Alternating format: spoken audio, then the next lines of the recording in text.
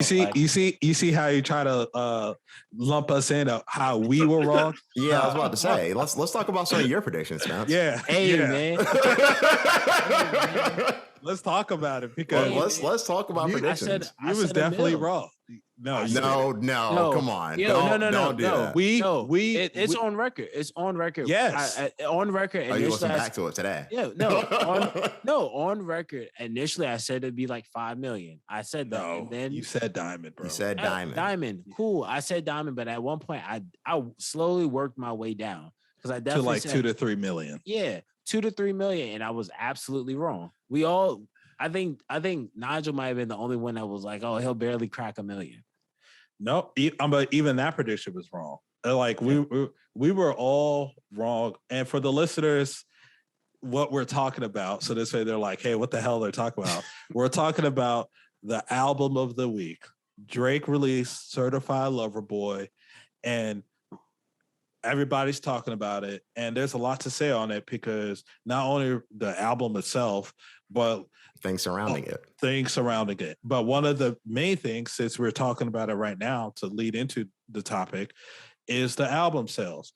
I've seen 3 projections: 575,000 week 1, 625,000 week 1, and the latest one I seen on Twitter was 750,000. That seems the most believable. So these are the 3 projections. Either way, he's going gold week 1, but Drake didn't go platinum. Now there's week 1. Now there's not wrong with that because in today's streaming age, it's a lot more difficult to go platinum and everything.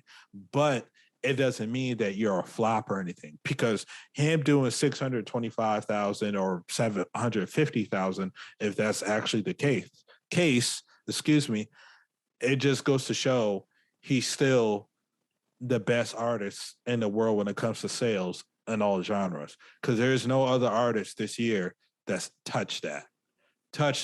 I think the number one rapper this year, not number one rapper, but the number one selling rap album this year, which was like the Moneybagg Yo album, which is sitting currently over 700,000.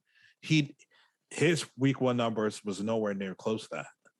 You know, actually, his week 1 numbers got even crushed by Donda, which was 325 week 1. So I look at it as like Drake there's a reason why he's the number 1 rap artist when it comes to sales. And he's done it once again. But because he's selling extremely well, and it looks like he's going to be selling well for the rest of his career, does it equate to the quality of the album? The album, however, is kind of split amongst the people. Some people are saying that it's rap album of the year. I've already had people come to me on Instagram DM saying, oh, this is rap album of the year. This is top 3 rap album of the year. Da, da, da. Then I also see people on Twitter saying, this album is a letdown. It's not a good rap album. It's trash. Donda all the way. Nas all the way. J. Cole still got it. Tyler still got it.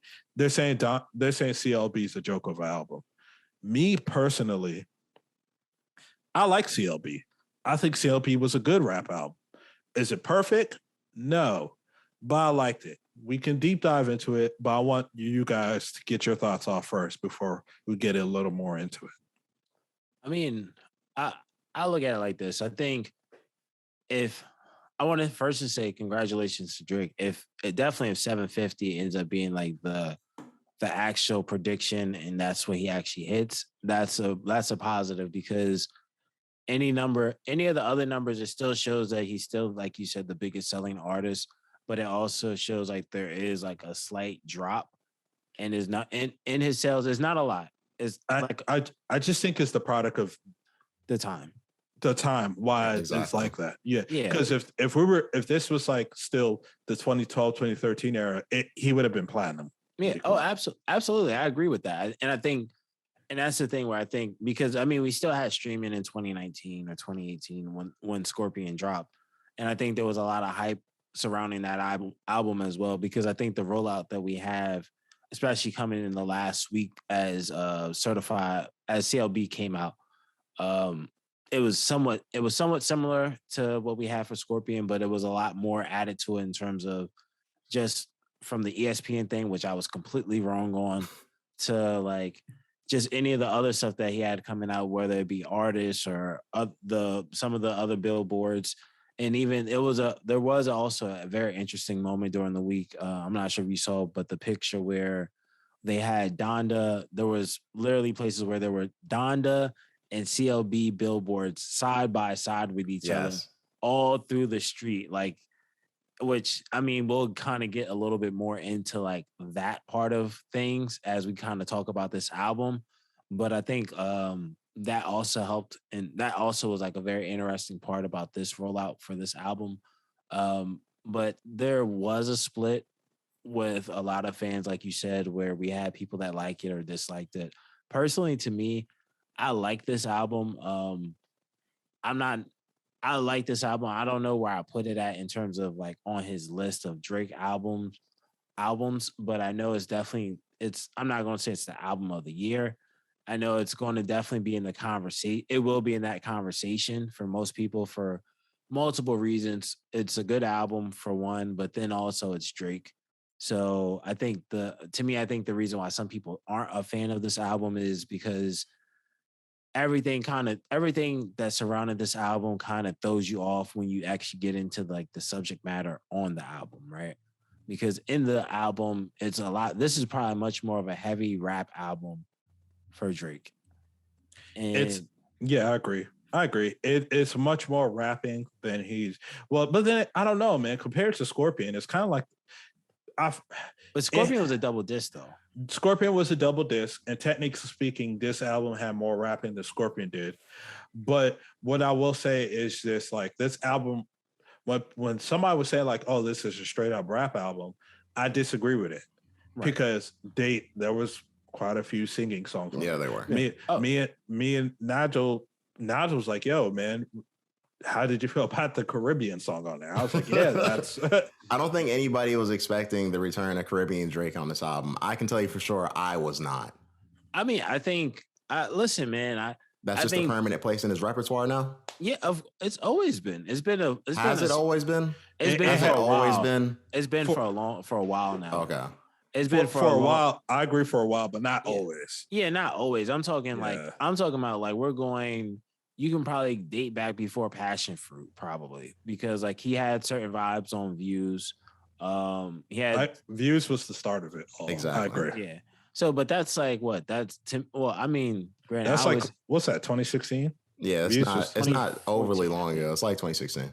Maybe a little prior. It might be 2015, I think, maybe.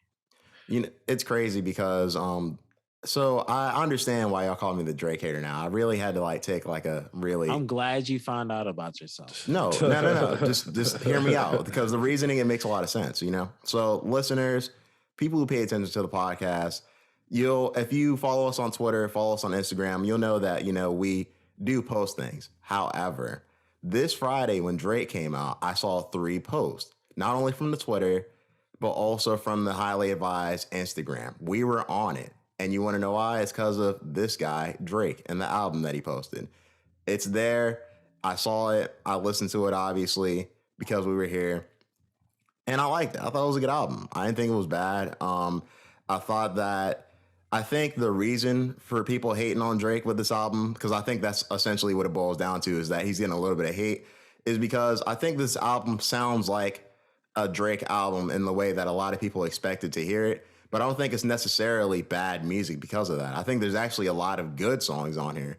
But I think that because of the time right now, for whatever reason, I'm not sure what exactly people were expecting, because on one hand, it's like we got Drake sounding like Drake on a Drake album.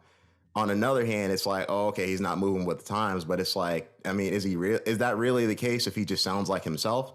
You know what I mean? Like, I don't necessarily think that's a bad thing. I think over the next few months, we're going to see that sentiment change, and people are going to be like, hey, this is actually a really good album, because it is a really good album. You know what I mean? And I think it deserves to get the credit that it deserves. Now, that being said, I understand the hate, because I feel like if you were expecting something different, which I don't know why you would, then this album isn't going to do anything for you. Like, you know what I mean? This is a Drake album through and through. It sounds like he had 40 and everybody else all over this shit, and he was listening to it with his camp for a while. I personally enjoy that. I don't have a problem with it, but that doesn't seem to really mix the general consensus. Yeah, I think. Go ahead. Well, go ahead, Spence. You beat me to it. Go ahead. Well, I was just gonna say, I mean, like, I think, I think a lot of that hate really just comes from like the expectation, right? When it comes to Drake, more often than not, I think because of, like I said before, where like the things that were wrapped around this album, definitely in the terms of like the title itself, "Certified Lover Boy." Then we seen him actually like reenact the Take Care cover, which is deemed by many of his fans as like his best album, right? By many of his fans, not all, but many of his fans may deem Take Care as like the best Drake project, which is a very singy songy album. Personally, to me, I have Views as my number one, but it's Yeah. Boo. hey, listen, man, it's the best Drake you can get. But like, hey, that's why fans hate him. hey, listen, man, I don't know what to tell you. Like, I think more people were expecting that type of Drake, though. Honestly, in all honesty, like singing. yeah, I think that's what I think that was that. I think that was the expectation, because I mean, we have to be honest with ourselves. Like, anytime you were seeing memes that were like, yeah, I can't wait for Drake to put out this album so I can cry about like the past several relationships I've been on since the last time he dropped the album. Well, then you need some therapy. Like, that's what you need. You don't need Drake. Music you need to go to a therapist. It's music therapy is at there after. Like, I mean, but I think at the same time, that's the genre that Drake has like made himself so big in. At the same time, I mean, like let's call it what we call it. At the end of the day, that's the thing that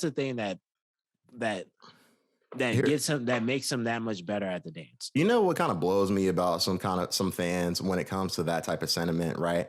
Like, all right, for example, right, Tyler Creator. I'm a big Tyler Creator fan and I like his music. When he first came out, Tyler Creator sounded a lot different than what he sounds like now. But do you expect this guy to always make some sad sounding music? No. Like, you know what I mean? Like, Drake does a fair amount of singing on this album. It's not necessarily sad singing, though. Like, I personally don't need that point in time with Drake. You know what I mean? I think the music that he dropped right now is fine, and it just fits where he's at in his career. I think Drake with CLB delivered. I'm gonna come out here and officially put this on record. I don't think it's the rap album of the year. I just don't. Now, if we talk about top 10 rap albums of the year, yeah, I think it's in there because I think it's better than a lot of releases that came in, but it's not the best release of 2021, especially when there's potentially more music on the way. Like, for example, like Kendrick. And for all the, Kendrick haters or whatever, I'm not saying Kendrick is the better rapper between him and Drake or whatever. I'm just saying there's still time for other artists to put out rap albums of the year quality. It's not all over, take the keys away because Drake released.